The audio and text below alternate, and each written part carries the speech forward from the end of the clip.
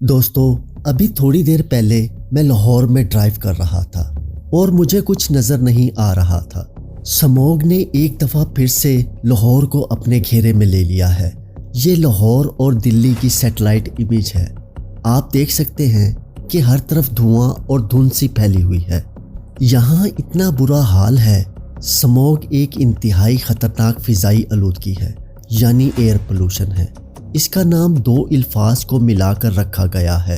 Smog اور fog کو ملا کر سموگ نام دے دیا گیا، یعنی دھواں اور دھند۔ سموگ کے اندر کئی زہریلی گیسیں اور کیمیکلز شامل ہوتے ہیں، جیسا کہ sulphur oxide, nitrogen oxide, carbon monoxide, ammonia gas وغیرہ۔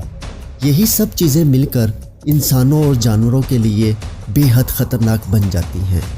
اگر آپ سموگ کو دیکھ نہ پائیں تو آپ اس کو سمیل ضرور کر لیتے ہیں۔ ایسا لگتا ہے جیسے کوئی چیز جل رہی ہو۔ جیسے جیسے سردی بڑھتی جاتی ہے، سموگ کی شدت بھی بڑھ جاتی ہے۔ دھواں اور دھند شہر کو اپنی لپیٹ میں لے لیتا ہے۔ ایسا لگتا ہے جیسے ہر طرف دھواں پھیل گیا ہو۔ انسان کے پھیپھڑوں میں زہریلی ہوا گھس رہی ہوتی ہے۔ انسان کا گلا درد کرنا شروع ہو جاتا ہے۔ لوگوں کو سانس میں تکلیف بھی ہو سکتی ہے، خاص طور پر بچوں اور بزرگوں کو۔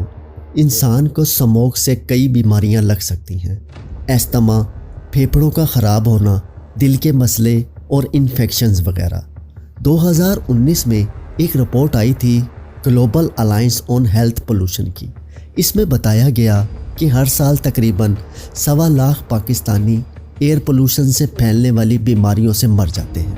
ہمیں خود بھی نہیں پتہ ہوتا کہ کون سی بیماری ایئر پولوشن کی وجہ سے پھیل رہی ہے۔ دوستو، کہیں بھی اگر ایئر کوالٹی انڈیکس 300 سے زیادہ ہو تو وہاں کی فضا خطرناک ہو سکتی ہے۔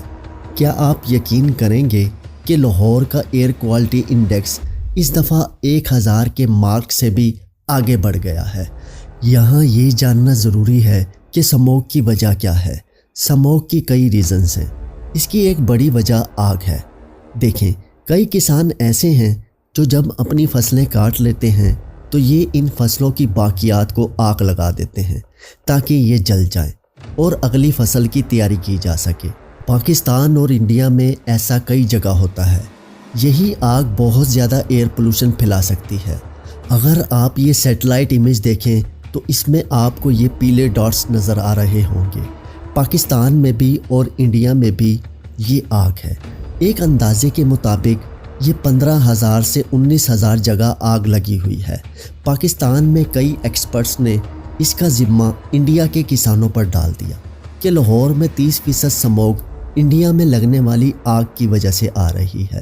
لاہور میں سموگ کی ایک اور بڑی وجہ گاڑیوں اور موٹر بائکس سے نکلنے والا دھواں ہے اور درختوں کا کٹنا ہے۔ پچھلے 15 سالوں میں لاہور کی ٹریفک بہت بڑھ گئی ہے اور درخت اتنے نہیں لگ سکے۔ ٹریفک تو دنیا کے کئی شہروں میں بہت زیادہ ہے، لیکن ہمارا مسئلہ یہ ہے کہ ہمارے یہاں فیول اچھی کوالٹی کا نہیں ہوتا، صاف نہیں ہوتا۔ حکومت کو چاہیے کہ آئل ریفائنریز کو اپ گریڈ کیا جائے۔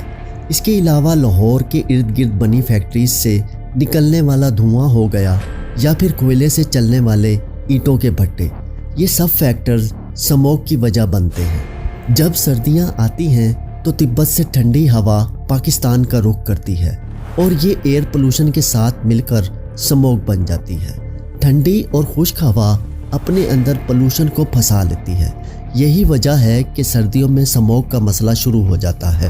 لاہور میں 1000 کے قریب لوگ ہاسپٹلز میں ایڈمٹ ہو چکے ہیں کیونکہ ان کو سانس لینے میں مسئلہ ہو رہا تھا۔